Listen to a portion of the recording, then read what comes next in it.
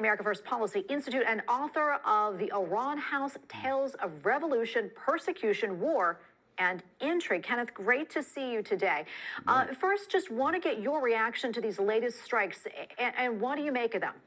Well, the Israelis have made very clear to Lebanon's Hezbollah that they should not enter the conflict. They have entered the conflict. They've been sending missiles into northern Israel. They've hit Haifa many times.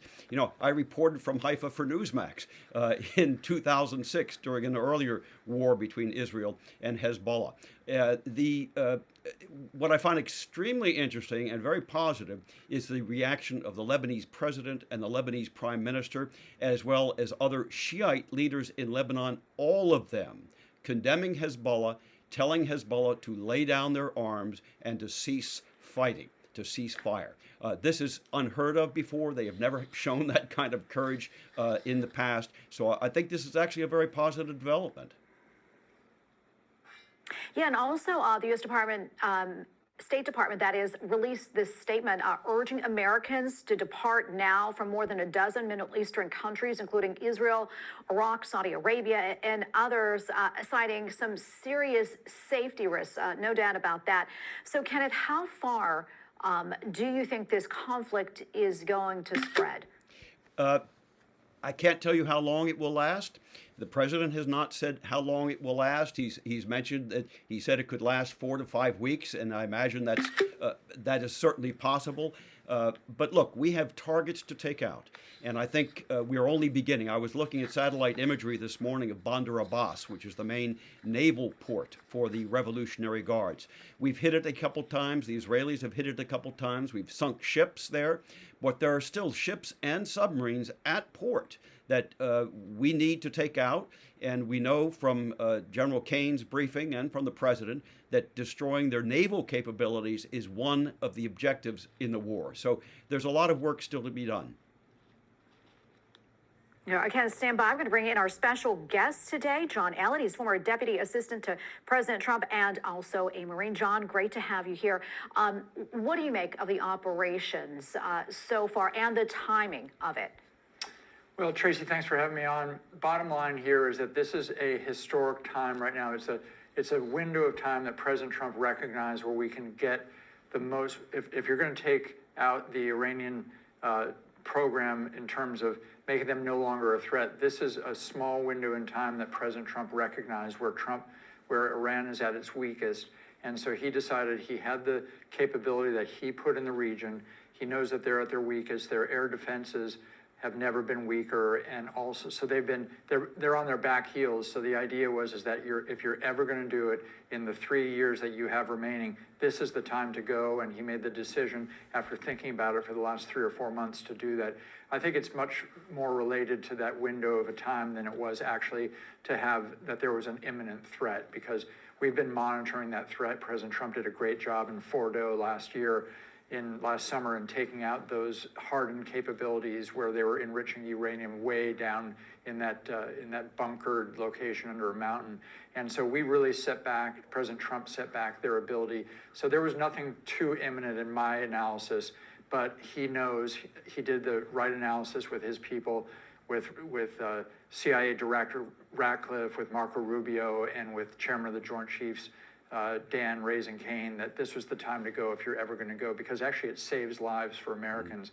If they're going to hit Iran, they better do it while Iran's at its weakest, because that's ultimately going to save American combat lives. Yeah, and John, you agree this is the right thing to do at the right time, but not everyone's on board. Arizona Democrat Senator Mark Kelly, he had this to say about the mission and the administration's response. Listen. There's no real plan here. And often these things do not go the way people think they do, especially the people that don't serve in the military, like this president.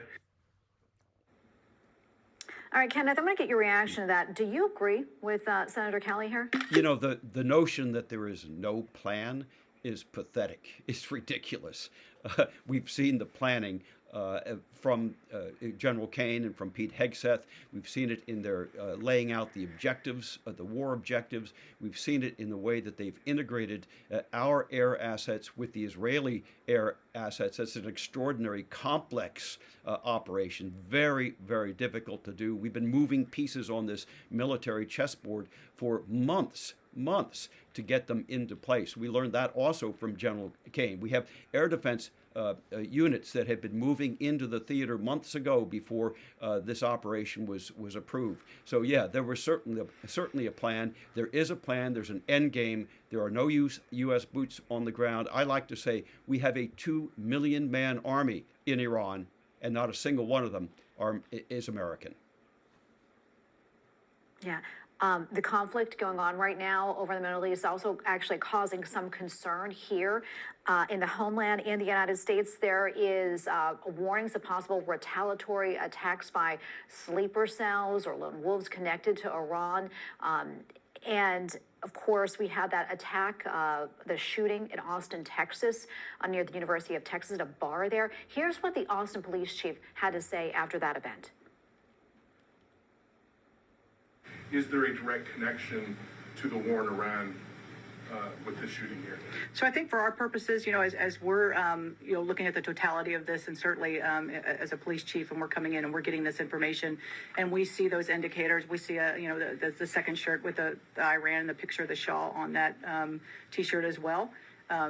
We're thinking about events and what's occurring in the country as well. And so, in addition to the fact that this was a huge, complex scene, we're calling in those federal partners to take a look at that as well.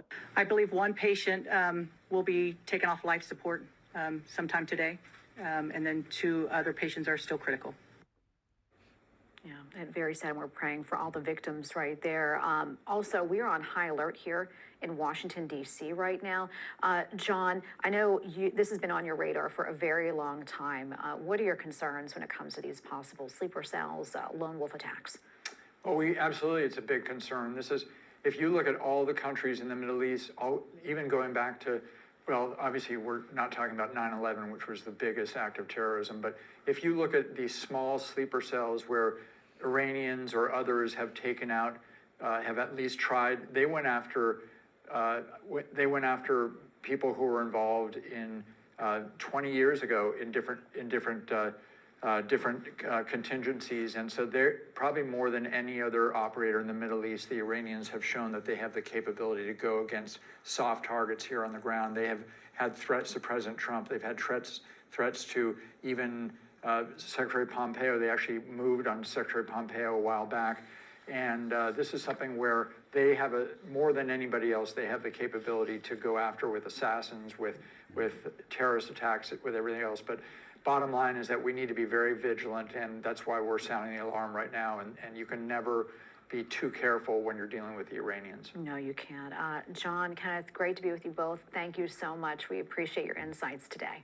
Thank you. Thank you. All right, and Newsmax wants to hear from you and has prepared a poll with the following question. Do you agree with the U.S. attack on Iran? You can vote.